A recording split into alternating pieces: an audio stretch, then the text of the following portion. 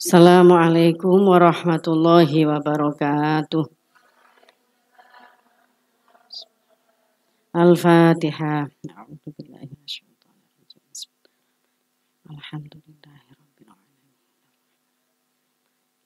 Iyyaka na'budu wa iyyaka nasta'in. Shiratal ladzina an'amta 'alaihim ghairil maghdubi 'alaihim waladdallin. Amin.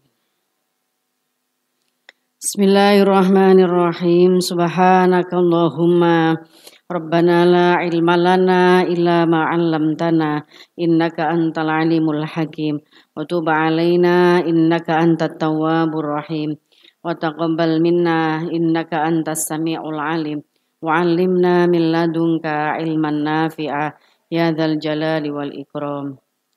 Allahumma iftah lana hikmataka wa ansur 'alaina rahmataka ya dzal jalali wal ikram. Rabbi shrah li sadri wa yassir li amri wahlul 'uqdatam min lisani yafqahu qawli bi rahmatika ya arhamar rahimin. Bismillahirrahmanirrahim. Alhamdulillahi rabbil alamin. Wassalatu wassalamu ala sayyidil mursalin wa ala alihi wa sahbihi ajma'in. Qala al-mu'allif rahimahullahu ta'ala wa nafa'na bihi wa bi'ulumihi wa amaddana bi asrarihi wa a'ada alaina bi barakatihi fid dharain amin ya rabbal alamin.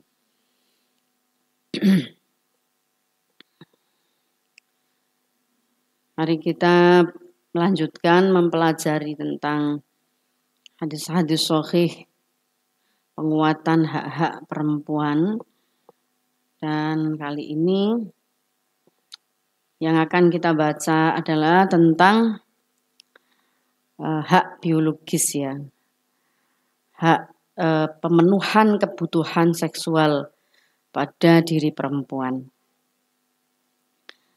An Aun bin Abi Juhaifah, saking Aun bin Abi Juhaifah, dari Aun bin Abi Juhaifah an abihi, saking bapake Aun. Kala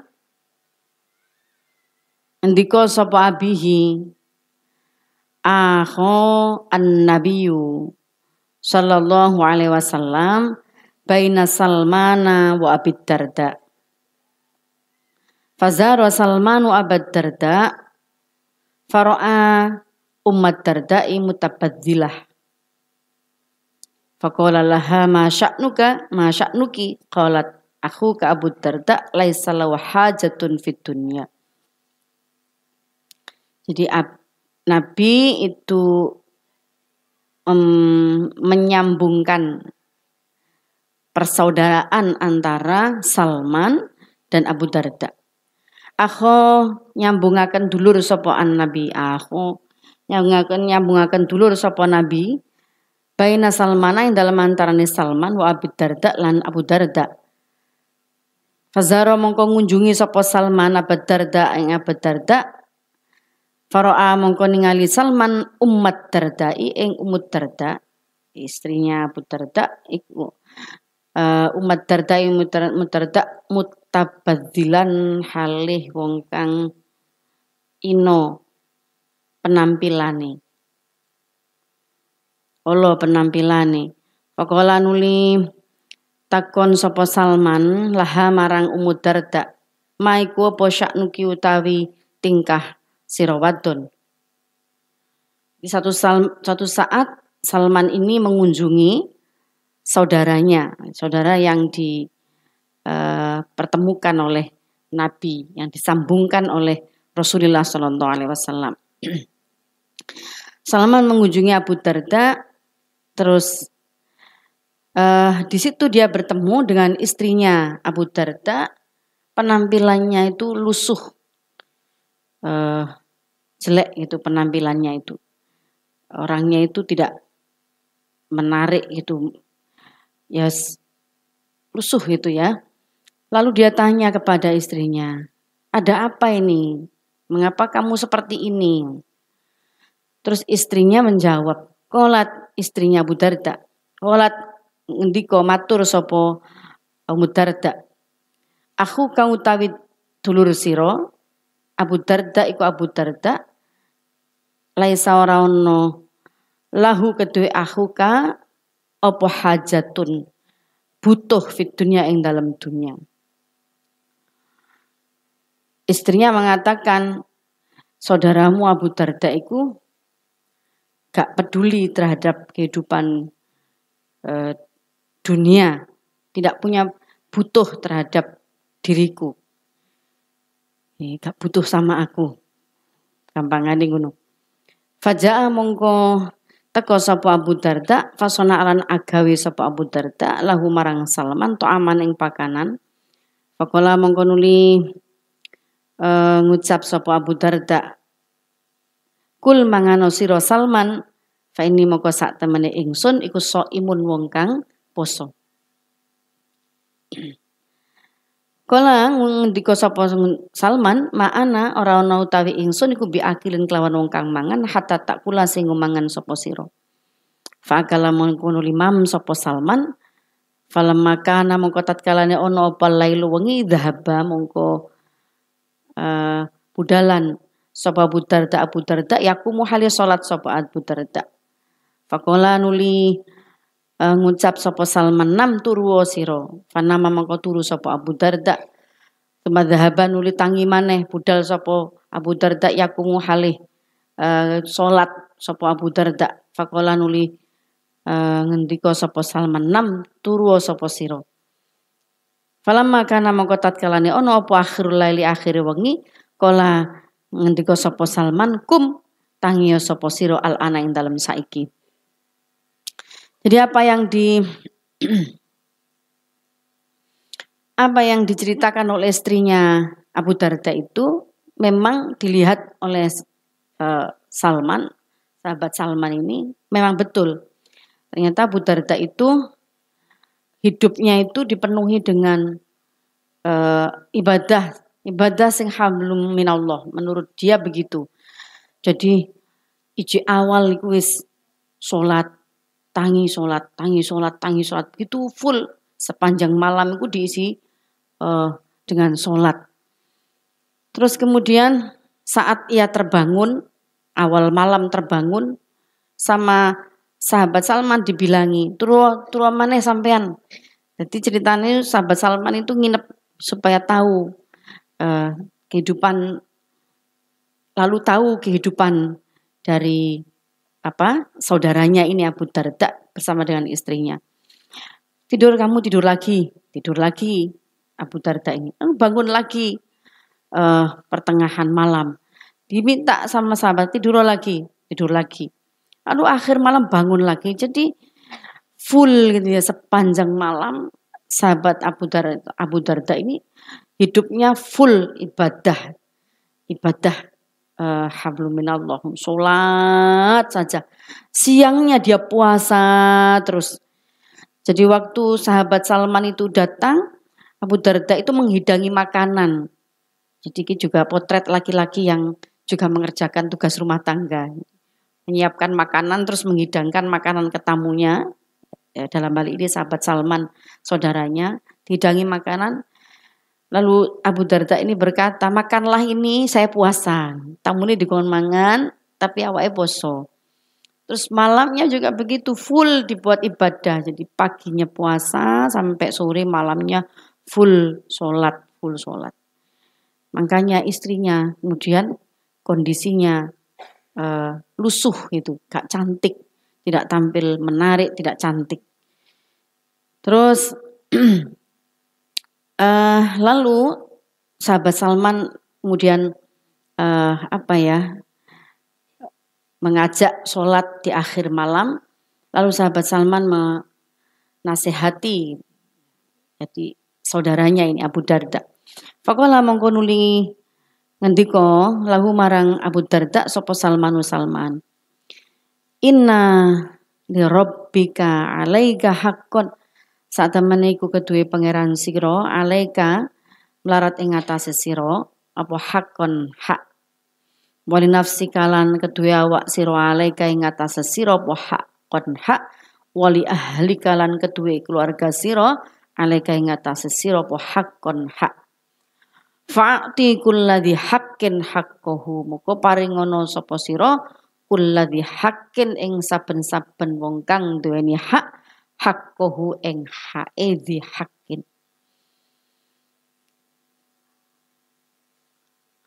Fada nuli teko sapa sowan sapa Abu Darda an Nabi sallallahu alaihi wasallam. Fadzakara nuli matur nutur sapa Abu Darda dalika mengkono-mengkono kaulu Salman. Faqala mengkono ngendika sapa Nabi sallallahu alaihi wasallam, sodako bener sapa Salman.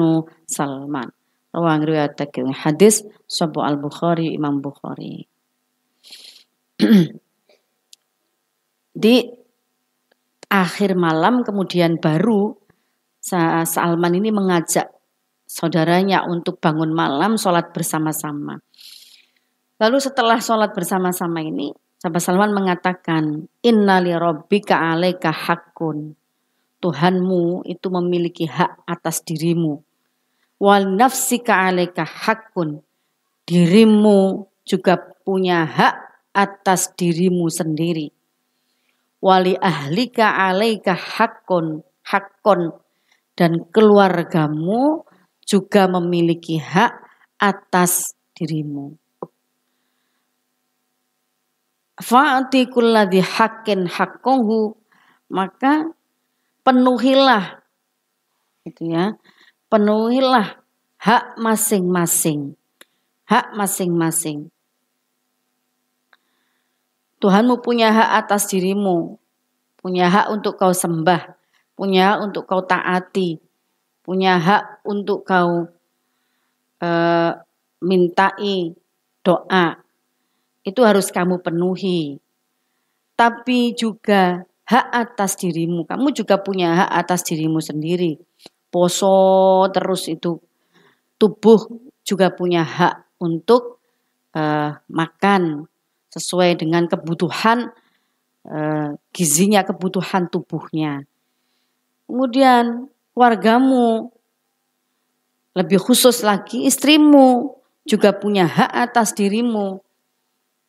Karena kamu punya istri, maka ia juga harus dipenuhi kebutuhan batinnya, kebutuhan rohaniahnya, kebutuhan dalam bahasa yang lebih jelas, kebutuhan seksualnya. Itu juga harus dipenuhi. Kalau kamu siang berpuasa, malam full, sholat terus, gak ono lereni, kapan istrimu mendapatkan haknya? Jadi itu lalu sahabat Salman menasihati saudaranya ini. Kemudian Abu Darda lalu sowan kepada Rasulullah menceritakan peristiwa iki. Kula dinasihati Salman ngeten-ngeten. Pripun ya Nabi? Dawuh Nabi, faqalan Nabi sodako Salman. Jadi Nabi membenarkan tindakan atau apa yang dikatakan oleh sahabat Salman. Jadi semua itu harus sesuai porsi masing-masing. Waktunya ibadah kepada Allah, ya ibadah pada Allah. Waktunya memenuhi kebutuhan dirinya sendiri, ya penuhilah kebutuhan dirimu. Waktunya memenuhi kebutuhan keluargamu, ya penuhilah kebutuhan keluargamu. Itu semua bagian dari ibadah.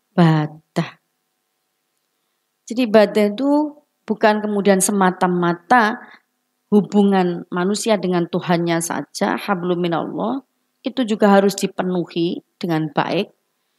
Tapi juga ibadah sesama dengan sesama manusia, terutama bila seseorang itu sudah menikah, sudah terikat dalam satu ikatan pernikahan, maka ada hak suami di situ, ada hak istri di situ. Dalam kisah Abu Darda ini ada hak istri di situ, di mana kalau kemudian suaminya terus-menerus sibuk dengan urusan pribadinya, maka ada hak istri yang diabaikan. Dan itu bisa menjadikan problem di dalam rumah tangga bila pemenuhan hak-hak itu tidak secara seimbang, tidak berimbang, tidak adil, gitu. Tidak mempertimbangkan kebutuhan orang lain, dalam hal ini istri, di dalam keluarganya. Jadi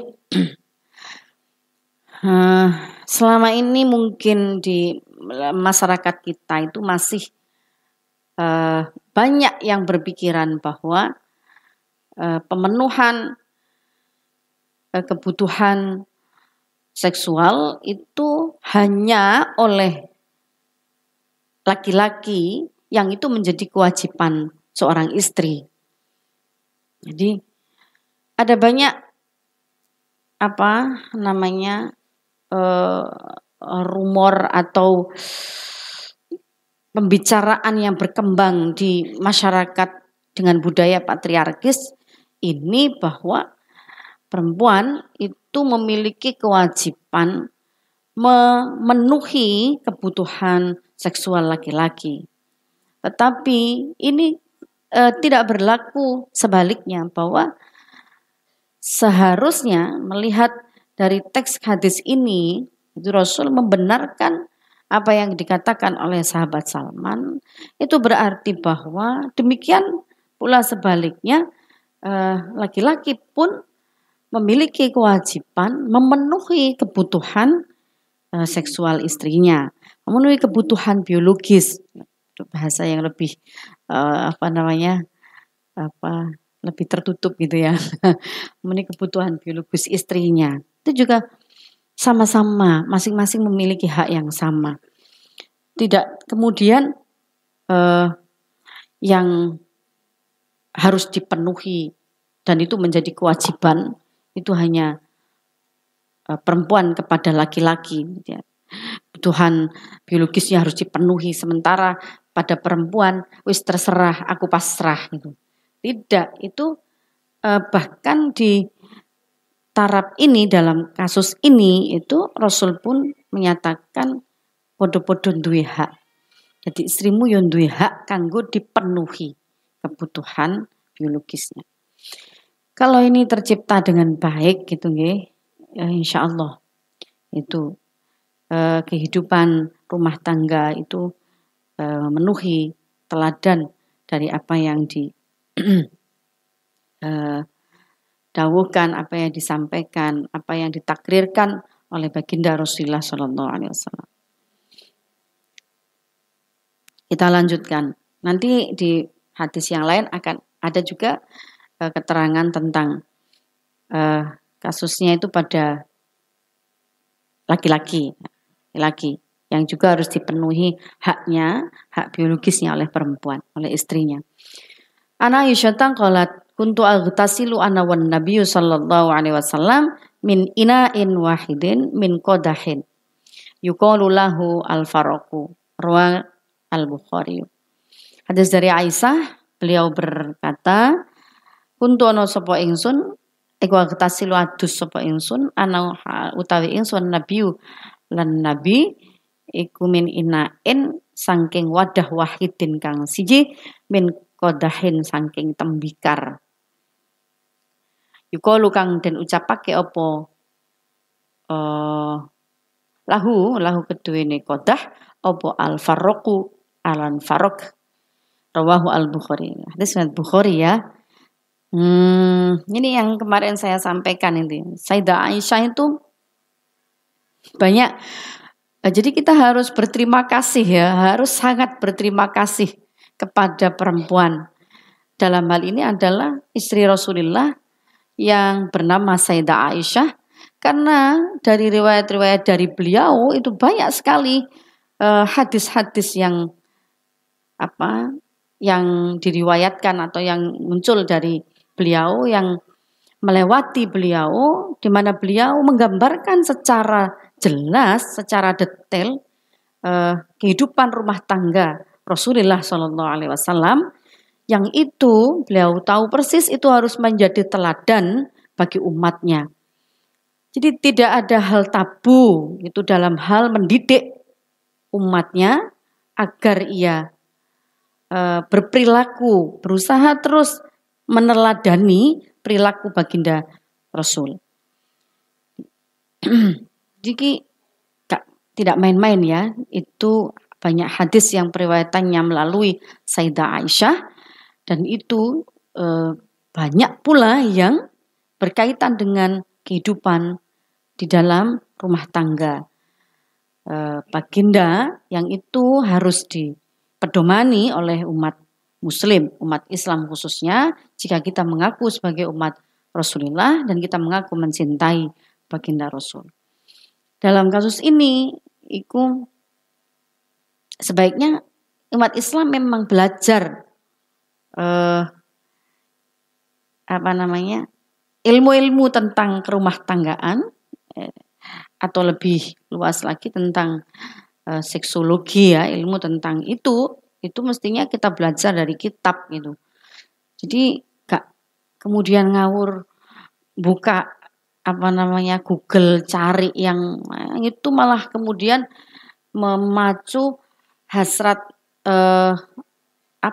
penyimpangan seksual. Karena kalau di media massa itu mesti gak ada aturannya. Jadi bagaimana orang itu melampiaskan kebutuhan biologisnya dan seterusnya, itu kalau kita membuka informasi dari media massa itu gak karu-karuan, malah rusak gitu ya. Moralitas bisa rusak gara-gara mempelajari sesuatu dari media sosial yang tidak ada aturan mainnya, sing kacau itu. Maka memang sebaiknya kita, anak-anak kita itu belajar ilmu-ilmu seperti ini langsung gitu ya, dari sumbernya. Dalam hal ini kita bisa belajar langsung dari ilmu kitab kuning, Kutubut Turoth, kemudian kita juga bisa belajar dari hadis-hadis seperti ini gitu, supaya tidak menyimpang perilaku seksual seseorang, karena ada tuntunan yang itu manusiawi gitu ya, tidak kemudian berperilaku melampiaskan syahwatnya, nafsunya seperti hewan. Bagaimana Sayyidah Aisyah menggambarkan keindahan kebersamaan, atau bagaimana kehidupan beliau itu tercipta momen-momen kebersamaan yang indah gitu, saat berdua bersama dengan suaminya. Itu menggambarkan gak popo, laki perempuan gak apa-apa mandi dalam satu ruangan, dalam satu kamar mandi. Malah Sayyidah Aisyah menceritakan ana wan nabiyyu min ina'in wahidin, ada dalam satu tempat, satu wadah, satu bejana. Poyo, yes, semacam itu. Kalau sekarang bathtub gitu, barangkali bathtub. Barangkali seperti itu. Dari bejana yang terbuat dari tembikar yang saat itu disebut sebagai farok. Gak popo. Itu artinya bahwa momen kebersamaan itu patut terus-menerus diciptakan oleh pasangan suami istri.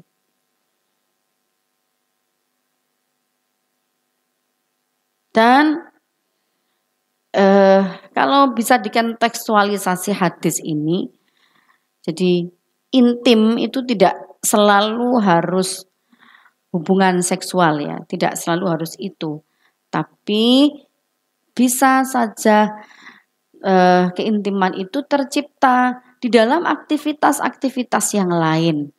Aktivitas-aktivitas yang lain, apa itu misalkan? Saling membantu di dalam pekerjaan kerumah tanggaan gitu. Kan itu akan indah. Kadang-kadang keindahan itu nek manten anyar tok mari ngono setelah 1 tahun wis amblas ilang keindahannya. Misalnya saling membuatkan makanan, saling membuatkan minuman, saling mejeti, lek podo pegele gitu. Saling membantu meringankan tugas masing-masing, membersihkan kamarnya, membersihkan lingkungannya, membantu mencuci piring, saling bergantian. Kalau begitu pasti akan banyak sekali perempuan perempuan di lingkungan kita itu yang bahagia hidupnya. Karena apa? Karena suaminya ngerti. Ya. Di sini nanti para suami, para calon suami suruh ngaji ini dulu. Di antara maharnya gitu, ngaji dulu syarat pranikahnya. Nikah ya boleh, tapi jenengan ngaji dulu ya. Ngaji Sitina Al-Adliyah atau yang kitabnya Abah itu malam itu apa? Nabiur Raufir Rahim. Ngaji niku riyen nggih. Seratus biar tahu bagaimana Rasulullah itu terus menerus gitu ya memperhatikan bukan hanya kehidupan beliau sendiri, memberikan teladan dalam lingkungan rumah tangganya, tapi juga memberikan statement-statement yang menyejukkan, takrir gitu, pengesahan atas tindakan para sahabat misalnya dalam kaitannya dengan ketentraman, membangun kedamaian, ketentraman, kebahagiaan, kesalingan di antara kedua belah pihak. Itu yang terus-menerus diajarkan baginda Rasulullah Shallallahu Alaihi Wasallam. Jadi kalau kita perempuan sudah paham ini, kita juga berupaya untuk terus menciptakan itu di momen-momen kebahagiaan, menciptakan kebahagiaan itu pada diri kita sendiri karena diri kita punya hak sama dengan orang lain punya hak terhadap diri kita. Dan kemudian kita juga bisa menularkan virus-virus baik ini gitu ya. Ini kan bukan hadis-hadis perlawanan. Sejak awal saya kan tidak mengajarkan kalian untuk melakukan perlawanan sepanjang itu bisa didialogkan dengan baik, itu bisa diciptakan suasana keadilan, keseimbangan, kedamaian, ketentraman, rahmat bagi semuanya. Itu sama-sama memiliki komitmen untuk menciptakan itu. Tidak perlu ada perlawanan di antara kedua belah pihak. Tidak perlu ada kekerasan. Tidak perlu ada kekecewaan yang berlebihan. Gitu ya. Sehingga ini penting untuk dari kemarin juga dialog itu penting. Bersama-sama menciptakan rasa nyaman di antara kedua belah pihak itu penting. Jadi bukan kemudian enggak apa-apa wes yang penting kamu bahagia walaupun aku enggak bahagia. Ini jadi enggak rela gitu. Padha wae kita enggak rela biar aku enggak bahagia asal kamu bahagia gitu misalnya. Tapi sampai seberapa kuat kamu bilang kayak gitu? Manusiawi orang itu tetap ya pingin bahagia, dia juga dapat haknya, itu manusiawi itu. Jadi tidak perlu sok merasa mengalah gitu, tidak perlu itu.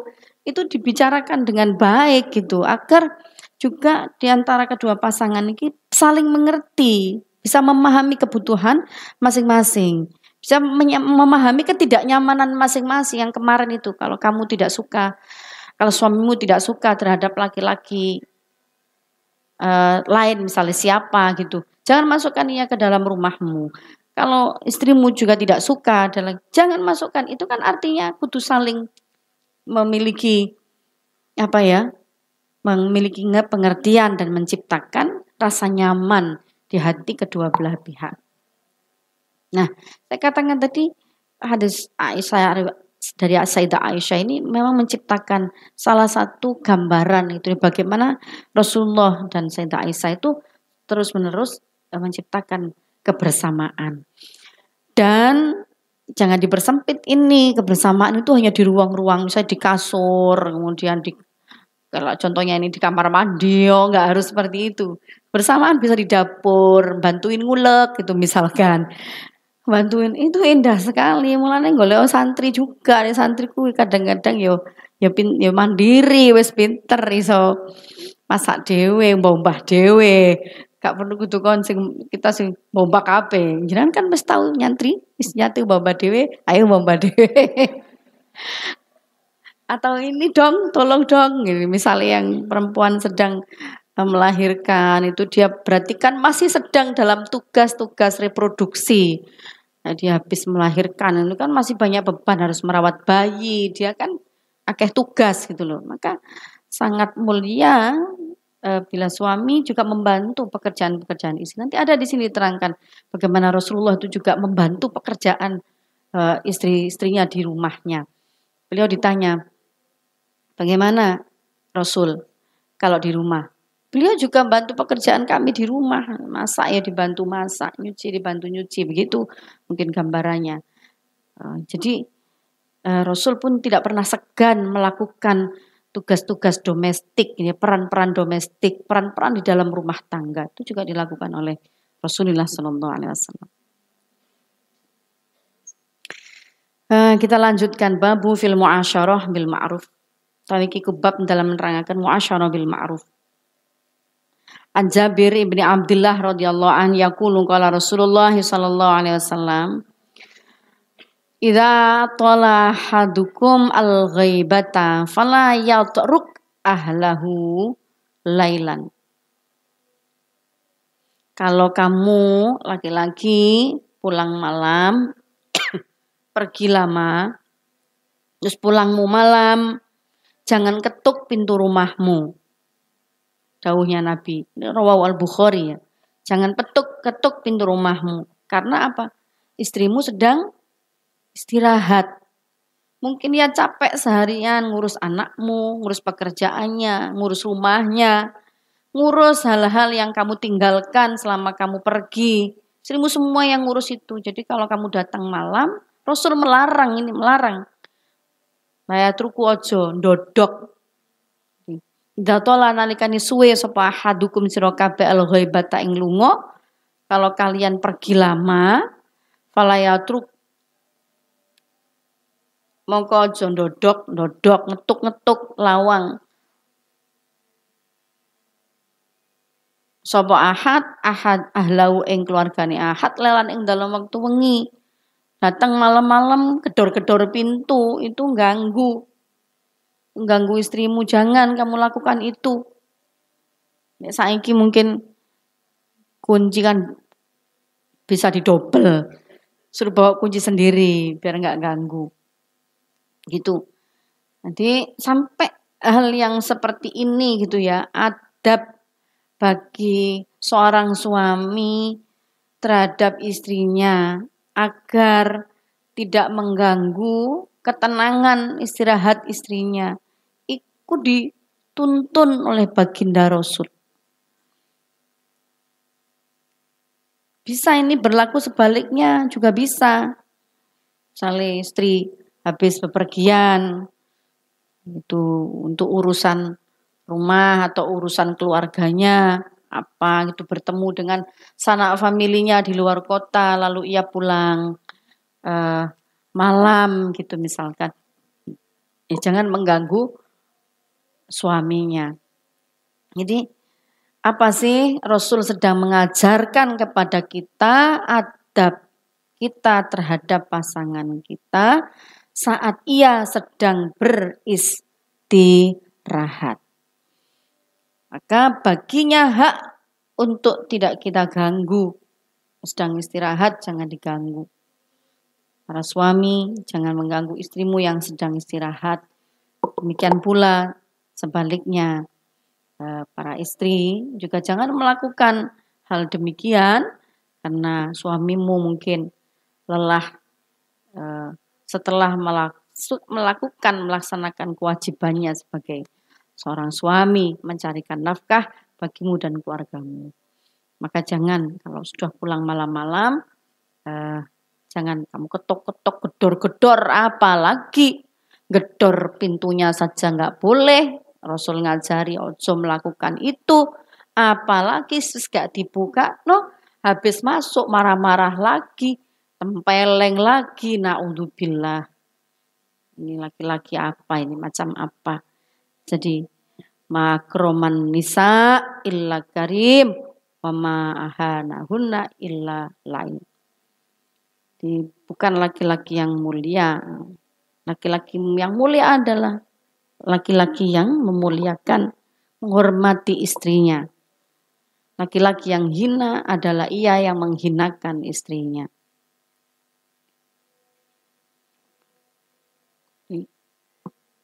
Dan itu juga kalau kita pandang dalam pandangan keadilan terhadap perempuan, ya muliakanlah istri-istri kalian, hormatilah bahkan saat ia sedang beristirahat, jangan kau ganggu ia. Apalagi kemudian sampai kau melakukan kekerasan kepadanya hanya karena ia misalkan terlambat membukakan pintu dan seterusnya, ngetok-ngetok pintu malam-malam saja Rasul melarang gitu. Apalagi kau harus marah-marah lalu kau memukuli istrimu, sungguh itu tidak memiliki adab, gitu. Perilaku yang tidak beradab. Dan kalau kita memandang sebaliknya dalam perspektif mubadalah pun ya berlaku yang sama. Kita istri juga demikian. Anasin radhiyallahu anhu qala kana Nabi sallallahu alaihi wasallam la yatruku ahlahu kana la yadkhulu illa ghudwatan aw asyiyatan rawahu al-Bukhari. Nah, ini loh. Dari Anas riwayat Imam Al-Bukhari juga riwayat Al-Bukhari, Nabi itu tidak pernah mengetuk pintu rumah keluarganya di malam hari. Karena ana sapa nabi kula yadkhulu ora mlebu nabi illa ghudwatan angin ing dalem waktu isuk awasyatan atau waktu sore. Jadi nabi itu hanya masuk rumah saat pagi dan sore. Nek wis malam ya sudah. Kalau kemalaman beliau memilih untuk tidak mengganggu keluarganya. Ini ada satu kisah ya dari Sahih Al-Bukhari, itu juga ada satu kisah. Nabi itu ketika pulang dari haji dan itu malam hari. Nabi itu lalu tidak langsung ke rumah. Beliau memilih tinggal dulu di Dzul Khulaifah. Karena malam, maka beliau bengi wis kundur haji bengi gak memilih kundur khawatir mengganggu keluarganya, ki layat ruku ahlahu. Khawatir mengganggu keluarganya, beliau memilih menuju ke Dzul Khulaifah untuk menginap dulu. Bermalam dulu di sana melalui pintu Al-Mu'arras dan menginap semalam. Tinggal di Dzul Khulaifah melalui pintu Al-Mu'arras dan menginap semalam. Lalu pagi harinya beliau baru berangkat kundur pulang ke rumahnya, masuk melalui pintu pintu Madinah. Berangkat masuk ke Madinah, artinya kundur balik nang daleme itu saat waktu sudah pagi.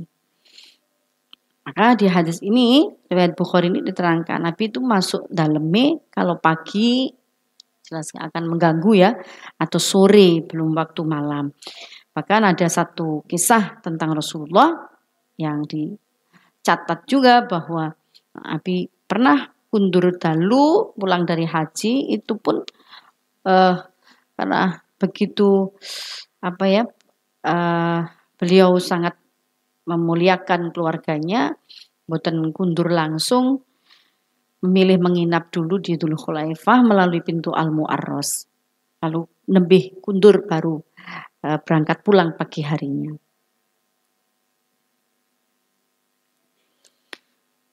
Demikian akhlak baginda Rasulullah Shallallahu Alaihi Wasallam terhadap keluarganya. Kita mungkin belum bisa sepenuhnya mencontoh baginda Rasul Shallallahu Alaihi Wasallam, tapi kita sebagai umatnya mesti harus terus-menerus berupaya senantiasa meneladani suri tauladan beliau, baik apa yang beliau lakukan, apa yang beliau dawuhkan, atau apa yang beliau takrirkan. Beliau tetapkan itu sebagai hal yang bisa atau yang perlu dilakukan oleh umat manusia, khususnya pada hal-hal yang muasyarah bil ma'ruf di antara suami dan istri. Saya kira ini yang bisa saya sampaikan pada pertemuan ini. Mudah-mudahan bermanfaat dan relasi keadilan untuk suami istri, kebahagiaan untuk suami istri itu mesti diciptakan bersama-sama di antara kedua belah pihak. Kebersamaan, kedamaian, ketentraman, saling menghargai, tidak mengganggu ketenangan masing-masing, menghargai privasi masing-masing. Itu adalah bagian dari ibadah pula. Nah, sebagaimana yang dituntunkan oleh baginda Rasulullah Shallallahu Alaihi Wasallam. Allahul muwaffiq ila aqwamit thoriq. Assalamualaikum warahmatullahi wabarakatuh. Al-Fatihah. Al-Fatihah.